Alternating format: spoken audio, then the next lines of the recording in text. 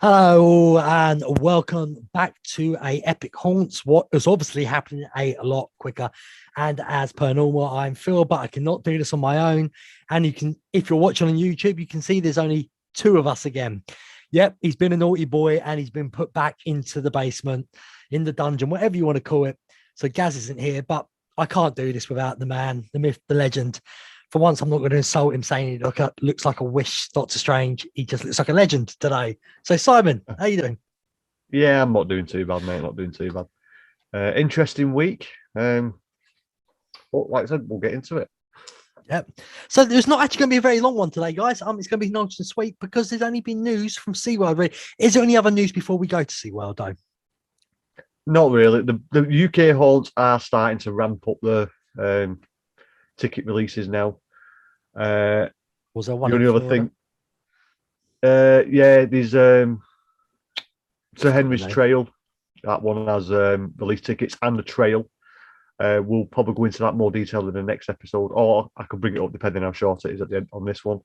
Yes, but mainly what it is, we got our first major announcement from SeaWorld for Howl-O-Scream. So that's what this one's mainly going to be about. So, shall we get into it? I think we should. It worked today, everybody. I'm happy. Well, so as you can see, I've got SeaWorld 2. Simon actually has the proper SeaWorld website up, but I'm using Firefox and it's a bit funny from that. So we did have the first announcement. Obviously, Simon, would you like to get into it? Yeah, we had technically the triple announcement, but it sounds like this is what they're actually doing. It's an area where there's a house, a scare zone, and a bar. So the haunted house is Captain's Revenge, Drowned in Darkness. This is a returning house from last year, but believing it's been reimagined, according to what they said on Twitter. So I'll do the bit that I usually mess up. And I can't even say that first word. I can't see it, so I don't know what you're on about. Whatever melodies and whispers of untold fortune lured you aboard, now those haunted echoes have been drowned out by howling winds and crashing waves. You may just find yourself a permanent part of this crew, driven mad by cursed treasure and doomed to face the fury of the sea. Darkness is here, and she's not letting you violate her waters and escape to shore. Make no mistake, your ship has not coming. We did. So let's try and do this one by one. So should we go for the newly reimaginated Captain's Revenge house? Now, me not being know much about Howl-O-Screams, and Simon had a bit more knowledge than me, I thought, oh, go away. Sorry about that, people. My computer decided to ask for a Windows update. So Simon's explained this. When they say reimagined, what do they mean by that? Usually when they mean reimagined, they've slightly tweaked the house. What it is, maybe instead of going left, you go right. The deco will be very similar. They might have just changed a few little things up. The skirts will come from one side instead of the other. They might change the characters a little bit. But if you go onto the SeaWorld website, you can see the video of last year's haunt. So you can get an idea of what it's going to look like. I refuse to. What I'm going to do is go to it this year with no knowledge whatsoever. And then I will look at last year's one, and then I can compare and see if they've improved it this year. Yeah, but if you're looking on the screen now, you can see on that screen that is what you see. Bits, yeah. Yeah, the short. It's exactly that's all you can see on SeaWorld, on the houses. So to me, it's pirate themed. We do like the pirates. It's a common theme for haunt events, really, because can be interpreted any way you want. Yeah, it's easy to do. So with them having the haunted house of Captain's Revenge, they've brought a scare zone called Cutthroat Cove. So it says, "This is it, the site of that horrific shipwreck.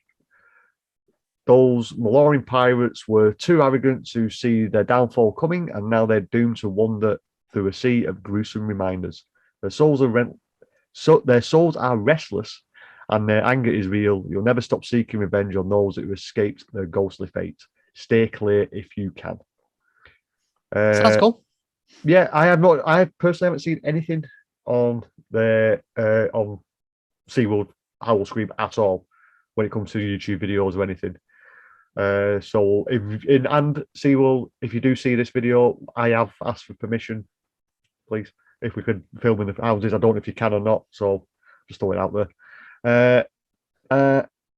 But yeah, I haven't seen anything on YouTube about it. I don't know what to expect. It will probably be desert theme, like a deserted desert with a shipwreck. But saying that, you can have it on the pier as well, where for example, the tavern is. Yeah, you can have it in that type of area as well. So that's actually a very good segue to the themed bar experiences. The Longshoreman Tavern. This year, this will be a new tavern in port where pirates warm their bellies with flaming rum. You might hear tales of mythical monsters and intrepid adventures. You must discover an old SeaWorld treasure that's been partly resurrected. Take a break from the sirens and the squeals, and plant your weary hides here. The longshoremen are dying to entertain you. Yeah, as far as I know, there's every house scare zone has a theme bar. And if you listen to HN365, I think they said that the drinks were not that good in this bar last year. The theme drinks. If there's a beer, I'll be happy. Yeah, well, they will be just coming off the craft beer festival, straight after into Howl-O-Scream, straight after that craft beer festival. So fingers crossed, some of them specialist beers might be swindled in. Swindled. I'm looking at it. You can see on the thing they definitely do beer. Is it me if it circles back round to the drink part? People basically can't wait for it. Don't forget we got Manta as well. What's awesome, by the way. Well, that was my final thing. Manta was not there last year. It wasn't open during the night. So if you want to get your night ride on Manta, by all means. I personally don't think I will be doing that one at night because I can't stand doing it during the day. I haven't done Manta at night. I've done a lot of the others over Christmas time. So I'm just having a look at the tavern now. The drinks look pretty cool. Yeah, it depends on what they're actually going to be doing. I'm not going to be drinking that much here. A couple of drinks just to enjoy the night as well. Yeah, well, opening weekend, I'm staying just around the corner, so I don't have to worry about driving or anything. I can walk to my hotel room. This is Simon trying to give you a massive hint that he'll be there before me, and he would like a press pass. Well, you never know. You don't get if you don't ask. That's very true. But I'm currently on the website now, and when we went through all the symbols, them symbol numbers have come off. Number 4's come off. Number 11's come off. 17 and 25. How many are there? I think there was about 26. I said about 30, I think, or 26 or something. How many houses do they normally do at these events? Because I know it's not as many as Halloween Horror Nights. I know. I think did they do 5 last year? So maybe they could push themselves to 6 this year. I don't know if they've actually announced anything about. Well, it does say in the main screen on SeaWorld on Howl-O-Scream's website, it says more haunted houses. So possibly because more terrifying shows, more scare zones, and roaming haunts, more rides and experiences. So, from what I heard, it sounded like last year. I'll just close this down so I can talk to you guys properly. What I heard last year is they didn't throw everything at this event. The park was only open by a third, so you only went to a certain spot and it was blocked off and you had to walk back. But it sounds like we had the Manta area being open. They've opened up more of that area around there, so you're getting more of a loop around the park. Obviously, the entrance is going to be closed because I think we're still be working on a new roller coaster. but I think I was led to believe the entrance is not used either for Howl-O-Scream. I heard that on HHM 365 myself. It's You actually route come around the back, which would make sense because why would, if you've got a construction area, you're going to have that area shut off for, because that's when they do most of the work at night time. So that does make sense. I'm actually really looking forward to it. This. It might be to do with the dolphins and whales as well. Try and keep you away from them. But Manta's Open, that's quite close to the dolphins. Yeah, it is. So what they're going to do, I don't know. But more rides, more haunted experiences, more houses. Well, more as you say, for your buck. More rides, more people spaced out as well. Yeah. So on busy nights, it could flick over. Speaking of Howl-O-Scream, we did mention that we were recording tonight. Unfortunately, I don't think we got any. Oh, we did. Oh, we did. We got that. We did get a reply from Howl-O-Scream themselves. Oh, go on, you say that while I set this up. Yeah, they just went and said this season is going to be epic. So, Howl-O-Scream, thank you for replying to us. People, by the way, if you wonder why I'm laughing about this epic thing, through the beginning of the pandemic, we were on another great podcast with Craig Lucas. Things happened, it doesn't matter, silly things at the time. But we all moved on, we were all getting on with each other still. Me and Simon went on our own, and we said we'd make our own podcast. It was only meant to be one podcast. It was called the Epic Florida Project after Epic Universe. So the first people to use the word epic was, we'll give it to Universal. But as in anything else, it was us. And now that word epic in the world is everywhere. I mean, I think, look, I've got some links here, and that is apparently epic. I don't know if you can read it. There you go. Epic Fresh. See, it's everywhere. But everyone seems to be using it. Don't get me wrong, if you want to hashtag it epic and it brings us to us, fine. But it does seem that the word epic has come quite forefront to people's tongues recently. It's a great tag to use, people, personally, in my opinion. So, I mean, I'm Epic Phill on YouTube. Cheap plug there. Yeah. And obviously you got this one, it's Epic Haunts, and we've got our other one, what is Epic Sports. Yeah. And obviously the YouTube channel is universally Epic Shows. And we might have to look at that because that is a bit. Yeah, it's a bit of a tongue twister. We're going to have to change that again. We were just Epic Shows, but we're going to have to figure this out. Yeah. But if you're watching on YouTube, by the way, thank you. Just people, if you're looking for the show on YouTube, but you don't want to look for the University Epic Shows, just look for Epic Haunts. We're there. Yeah, I think if you put Epic Haunts in on YouTube, it pops straight up. It'll be a lot easier. So anyway, we have got a few voice messages. The first one is from Brian. He's actually got two. And Simon, listen carefully because the second one's more muffled and quiet. Okay. But I'm gonna play them both together. Here we go. Hey guys, this is Brian, the host of the Opinionated Optimist podcast. Just heard your episode about the Blumhouse announcement. It was a great episode. I agree with Phill. The Black Phone's a very good movie. Although I had seen the trailer, so that did spoil it a little bit for me. And also, Ethan Hawke is incredibly terrifying in that movie, and I wish you had more of that character. I do have to point out one mistake you guys made. You acted like he hadn't been in horror movies before. He's actually been in two other horror movies for Blumhouse. He was the dad in Sinister, and he was the dad in the first Purge. Well, talk to you guys later. Bye. Second one. Hi, everyone. This is Brian, the host of the Opinionated Optimist podcast. You have no idea how happy I was today when I found out that the house, Captain's Revenge, will be returning to Howl-O-Scream Orlando. That was by far my most favorite house last year at the event.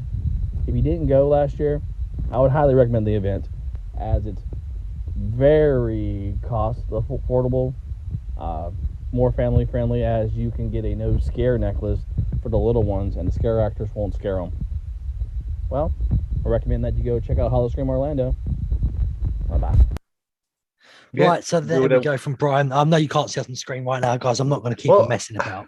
Yeah, I say I will be honest. I did say that Ethan Hawke's not been in horror films before, but I think I did say he's not known for horror films.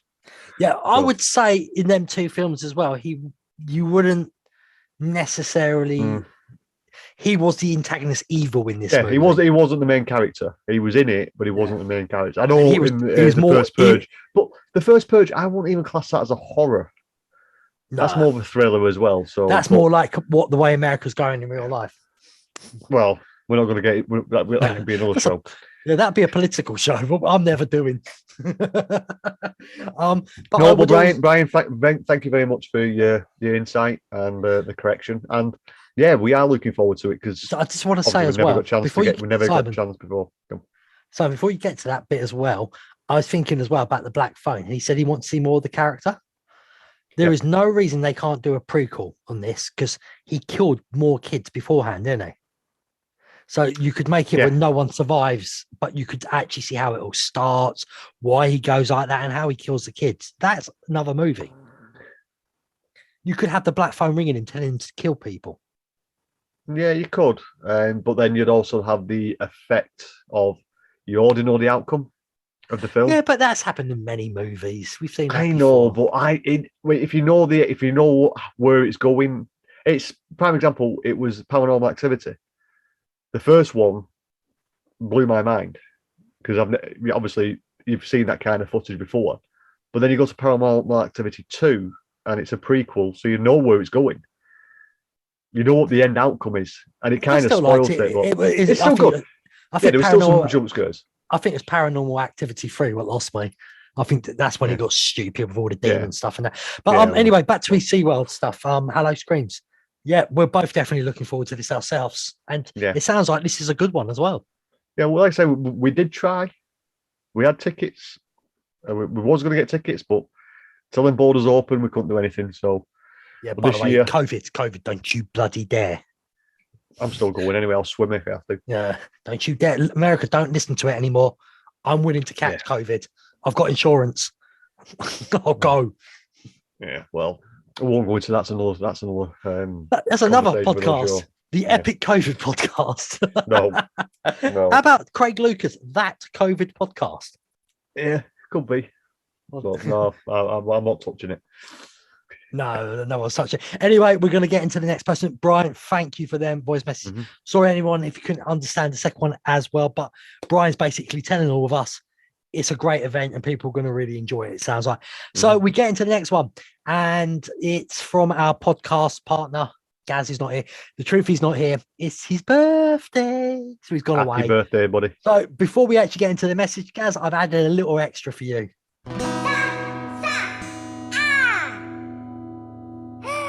Happy birthday to you. Happy birthday to you. Happy birthday, dear. Gaz.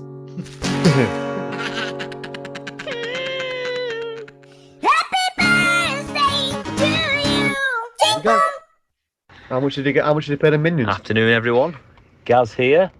Just wanted to check in with you. Sorry I can't be on the podcast today, but I'm actually away at Alton Towers for my birthday this weekend. So I know that today Phill and Simon are talking about Howl-O-Scream. Now, watching the trailer, this has got me really excited. I really do want to go to Howl-O-Scream because I've never been, and I've only done HHN. But it looks absolutely amazing. I'm loving the theming. You know, it's like I don't know, maybe a bit of a Captain Jack type of scenario. You know, but it looks really good. So looking forward to that one. And hopefully I'll see you guys all in the next podcast. Cheers, Gaz. And I just want to say a happy 62nd birthday, mate. He's seriously going to slap you when he finally meets you. You know that. Yeah. Again, he hasn't been either. This is so hard for us Brits because unless you lived over there or you found a sneaky way to get over there, work or something, no one's been to it. So yeah. Well, that's why it's. I like doing some of the UK haunts and never go into them. So going to Howl-O-Scream, I don't know what to expect. Halloween Horror Nights, you kind of know what to expect. And then you've got Tully's. I've never done Tully's, but I've done Alton Towers. I know what to expect. I've done Alton Towers many years ago. Journey to Hell Freak Nights, but that actually changes every year. That's more like a trail, like the Sir Henry's Trail thing, where you cool. You go round rather than it's like a guided tour sort of thing. So you have to do things in a certain order. And last year, going on the icon with a blindfold on was awesome. Didn't we do a podcast about that? I Possibly. can't remember now. I can't remember. There's so many podcasts we do. Yeah. But really looking forward to it. I'm looking forward to it. I mean, Gaz, we all know it. The muscle man himself is going to be screaming like a 12-year-old child. Hope so. We'll have to get some video of that. Yeah, what he said to me as well, it looks like he'll be coming on his own without Seb or Christy, because they're going to go and do, like myself, they're going to do Mickey's Not So Scary Halloween Party. So he doesn't want to do that. So it's quite a cool one. So yeah, we're all looking forward to it. I think we're going to have to do a podcast soon on some of the British ones as well, mate. We can't begin neglecting them. No, but like I said, I'll get some information in the UK one, because it's only started. The thing is with like Howl-O-Scream and Halloween Horror Nights and them sort of things, they do run quite early, i.e. September. The UK haunts don't really start until sometimes the second weekend in October. What could be useful for us because we won't be around. So it's like, I think we're not going there for opening weekend at Tully's, but we're going there for the second weekend. And Tully's is one of the biggest ones in the UK. But then some small haunts don't. There's actually one I've just found. It's local to me. I think it's just in Chorley. That's only open for the Halloween weekend. Wow. So this is what I'm saying. There's a lot of UK haunts out there, but they don't actually. The big ones start early, but small ones will only get 2 or 3 nights at the most. So right, so I'm going to pick your brain on something now before we go into Halloween Horror Nights. It's Halloween Horror Nights-esque thing, and I think they could possibly put it in Epic Universe. Now, we know we're getting the 2 escape rooms in City Walk, right? What is Jurassic Park World, whatever it is. I'm not too sure which one they put it under. Jurassic World and Back to the Future. And Back to the Future, right.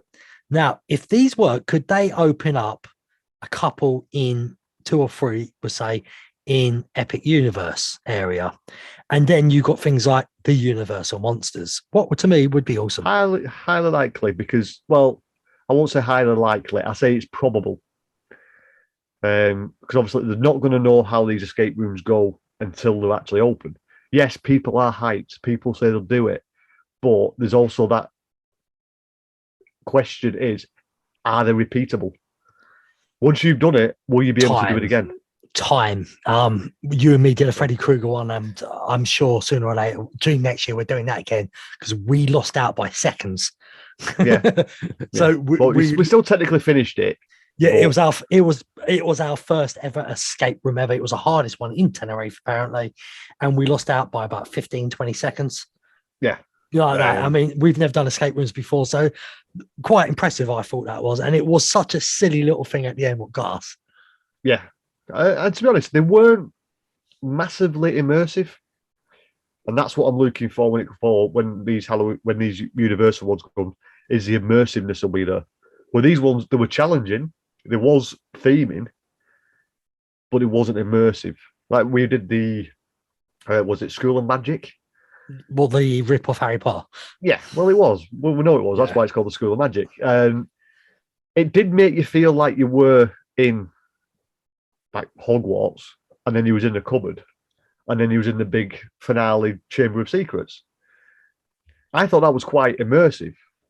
Yeah. But the challenge side wasn't really there on that one.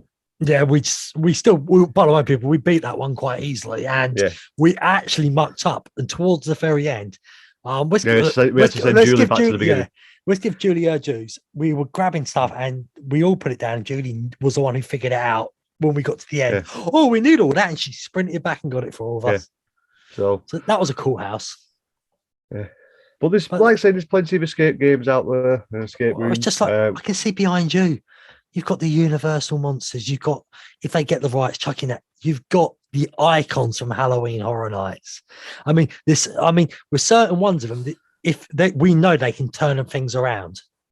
They can shut them down for a couple of months, 2 to 3 months, and rehash them every time with like icons and that. Well, I wouldn't shut them all down, not all of them, but one at a time every year. Shut one down. The thing is, all we need to do is wait and see what we're going to be getting, because like I said, ultimately, if you're listening to this and you've never heard of an escape room, you're not 99% of the time, it's not one room. Yeah. A lot of people automatically think Yeah, you're in a room and you've got to get out. Yeah. I can't remember It's what not. podcast I heard it on. They said, it's going to be in the garage of Back to the Future. And Yeah, I thought to me, the whole escape just in one. If that's how they No. do it out there, I'd get so bored. Just one room. Yeah, well, one room is what if you're doing it that way, it's very, very British. It's a crystal maze. Yeah. In all fact, It's the crystal maze, isn't it? Jurassic World, there are so many different. You've got the labs, you've got the wooded Yeah, areas.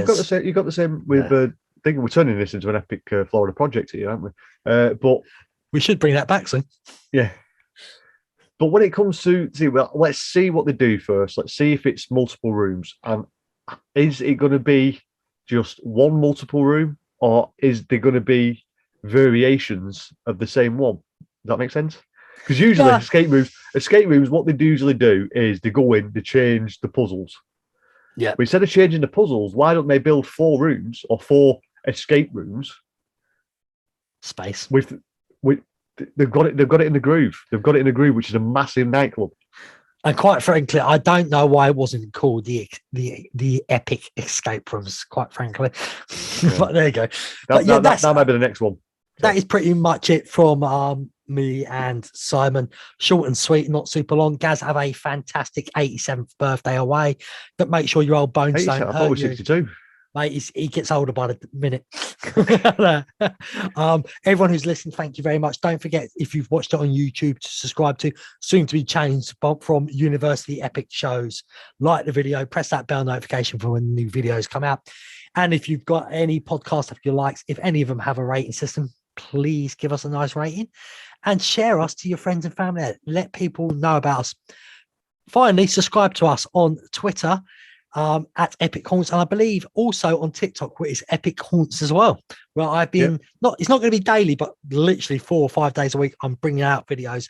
Go and check them out. One of them's got nearly 1,000 views already, and that's a brand new thing we only started this week. So go and check us out. From me, have a great time, and from Simon, Stay spooky, guys.